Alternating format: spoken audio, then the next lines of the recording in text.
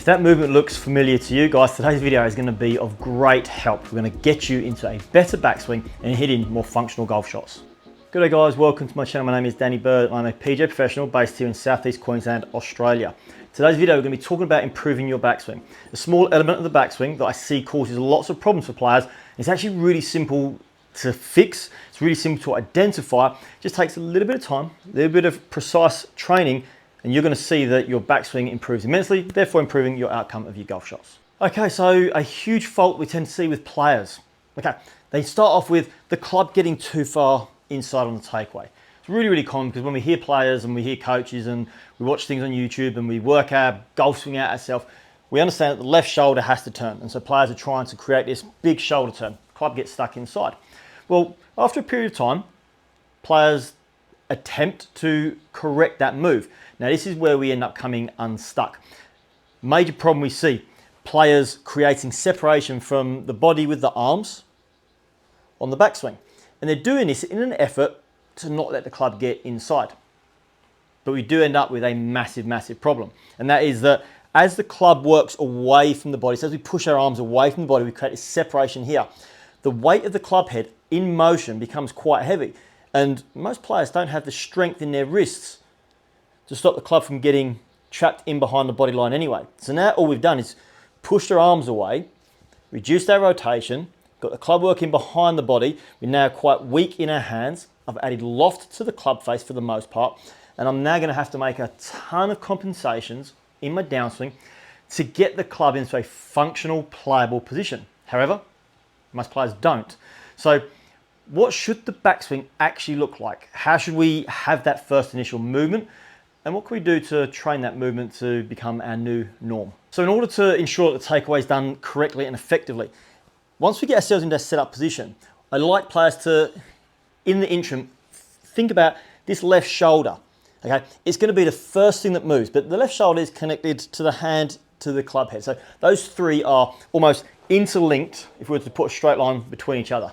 Now at setup, we're going to have that straight line kind of kinks off a little bit through the wrist motion here. That's okay.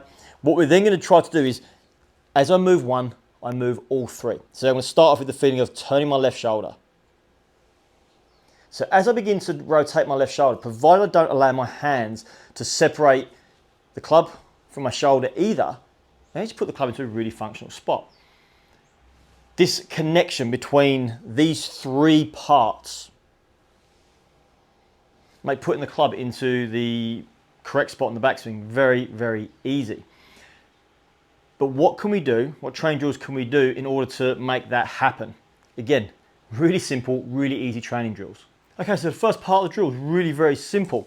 This one we're going to need a spare glove. I've taken my glove off for this. We're just going to simply fold it and place it underneath the left armpit here. So as I get into my setup position, if I were to start my backswing by simply pushing my arms away from my body, we're going to see that glove's going to drop out from underneath the left arm. So we're going to take it, position it underneath the left arm, and we're going to work to, and this is only to get ourselves to hip high, we're going to work to keeping the glove stuck underneath the left arm. So I set myself up again over the golf ball. I turn, and now the club sits perfectly parallel to the ground, and the club doesn't get in behind my hands. But we're not always going to be able to continue to hit golf shots with the glove underneath the arm. This is a great drill for learning the initial takeaway. But what can we do additionally to try to obviously hit some full swings and create a reference point or a frame of reference to be able to put the club in the right spot? I'll show you. So to assist us further when we're maybe on the driving range here, we're going to take an alignment stick. I'm going to place it parallel to my target line. It's really important. So wherever I'm aiming, I'm placing it parallel to my target line. And I want it to sit off the back of my right foot and kind of on my toe line. So if I set myself up here, it's sitting on my toe line. I'm just going to make sure I get the golf ball into the correct position. This sort of training drill, I'd be suggesting that we do the glove we can do at home. We don't need to be hitting golf balls. And we're actually not hitting golf balls when the glove's tucked underneath the left arm there. That's simply a movement on trying to train to get the club in the correct spot and get that initial feeling of the shoulder turning and staying connected with the hand and the club head. When we go to the driving range, that's when I would implement putting the alignment stick down. It's then I would be looking at adapting the swing or the first drill a little bit differently. Simply take the shirt, pinch it underneath the the left armpit here, get ourselves into our setup position. We simply then can try to 1, 2, we check we're in a pretty good spot. Then the third one, we just make our swing and we try to hit the golf ball. This is going to take a little bit of time, so we've got to be aware that if you're videoing yourself, the club's going to still work a little bit on the inside. And guys, for as long as I can remember, I've struggled with that personally myself, so I do know that this drill does work, and I do know that you still have to allow yourself a little bit of leeway whilst you're working on improving that part of your takeaway. But realistically, how long can we expect for this particular drill to begin to see the changes take place in our swing? Guys, this is something that I generally would say is a 2 to 3 month process. It can be done quicker, but only when the training is done very precisely. If you are trained precisely, if you're working at home without hitting a golf ball with the glove underneath your left arm, and you're getting those repetitions in, you're going to see the movement change quicker.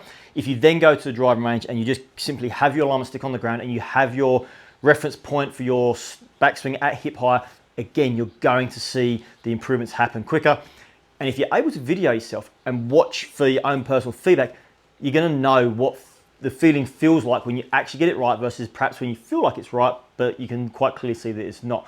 All those things are going to assist you in making the changes move from say 2 to 3 months and maybe a little bit earlier, a little bit sooner. But as always, do not be in a rush to try to jam this movement to become brand new and to be happening in a couple of days or a couple of weeks. The reality is we need to know the movement, we need to know the feeling to be able to make it stick and to make it last. As always guys, I do appreciate you taking time to watch today's video. I really do hope that my channel is helping your game improve. I do hope to see that this particular training drill today will help cure that club getting too far inside on your takeaway and hopefully help you hit more functional golf shots.